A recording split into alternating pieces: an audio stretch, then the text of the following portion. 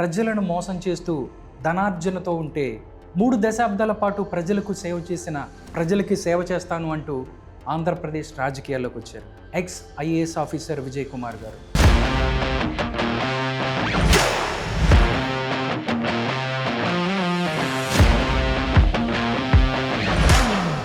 మూడు దశాబ్దాల పాటు మీరు ప్రజలకు సేవ చేశారు ఐఏఎస్ ఆఫీసర్ గారు.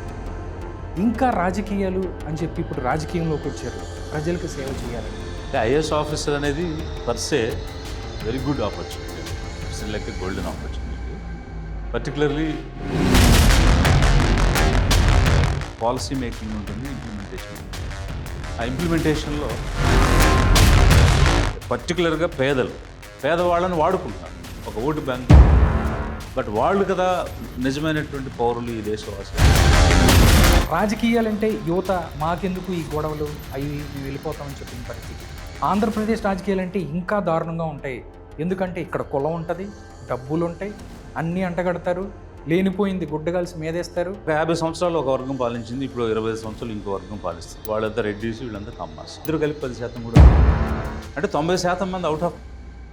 ఈరోజు క్యాబినెట్లో కూడా బ్యాక్వర్డ్ క్లాసెస్ ఉన్నారు, షెడ్యూల్ కాస్ట్, షెడ్యూల్ ట్రైబ్స్ ఉన్నారు, మైనారిటీస్ కూడా ఉన్నారు. బట్ వాళ్ళకి డెసిషన్. పవన్ కళ్యాణ్ గారితో ప్రాబ్లం ఏంటి సార్ మీకు? పవన్ కళ్యాణ్ సినిమా చేస్తే విజయ్ కుమార్ గారి ప్రాబ్లం ఏంటి? ఇక్కడ వ్యక్తిగతము అనేదానికి తావులేదు. అసలు ఆయన పవన్ కళ్యాణ్ అసలు మీరెవరు నాకు తెలియదు అంతే. ఇక్కడ సినిమానా ఇంకోటి. సో నువ్వు నిర్వచనం చెప్పు ఫస్ట్. నువ్వు చెప్పే సనాతన ధర్మానికి నిర్వచనం ఏంటో చెప్తే కరెక్టా కాదా అనేటువంటిది. మరి మీరు దేవుడిని గౌరవించే వ్యక్తి, మాట్లాడితే దేవుడి గురించి మాట్లాడే వ్యక్తి, మీరు చేసిన ప్రమాణం మీరు నిలబెట్టుకోవడం లేదు. సినిమా అనేది వ్యాపారం. సినిమా అనే వ్యాపారం. మంత్రి you being a minister you cannot conduct any other. రాష్ట్రం అంతా అభివృద్ధి చేయాలి కదా. ఒక్క చోట అభివృద్ధి చేసి రాష్ట్రం అభివృద్ధి చేయాలి. అమరావతి మీద ఇప్పటికీ చాలా డౌట్స్ ఉన్నాయి. ఫ్లడ్ ప్రోన్ ఏరియా అనేది ఒకటి. అంటే లా అండ్ ఆర్డర్ సీఎంది, క్రైమ్ హోమ్ మినిస్టర్ది. తిరుపతి లడ్డు కల్తీ జరిగింది అన్నప్పుడు కల్తీ జరిగినట్టు ఎంతవరకు నిర్ధారణ. కల్తీ నెయ్యి వాడి లడ్డూలు తిన్నట్టు ఎవరు అనవసరంగా అందరినీ భక్తులు చాలా ఫీల్ అయ్యారు. P4 గురించి నేను అందరికన్నా ఒక 10 సంవత్సరాల ముందే ఆలోచిస్తాను, ఏం జరుగుతుంది నాకు అన్నీ తెలుసు, అన్నీ నేనే తీసుకొస్తాను అని చెప్పి చంద్రబాబు నాయుడు గారు P4 అంటూ ఒక సరికొత్త వాదాన్ని తీసుకుంటారు. పేదరికం అనేది కేవలం డబ్బు లేక ఒకటే రాలేదు.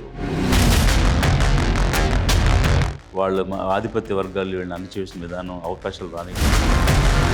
పేదరిక విముక్తి అనేది ఎవరో సంపన్నుడు వచ్చి 10 రూపాయలు ఇస్తారు. ఆ సంపన్నులందరూ వీళ్ళని పీడించి వేధించి. రాహుల్ గాంధీ గారు చెప్పిందంటే ఆయన బయటికి తీసుకొచ్చింది ఓట్ చోరీ సార్. నిజంగా ఈవీఎంలకు సంబంధించి ఓట్ చోరీ గురించి, దొంగ ఓట్లు ఉండడం అనేటువంటిది కామన్గా జరిగే. ఓట్లు ఎక్కించడానికి ప్రయత్నం చేస్తూనే ఉంటారు.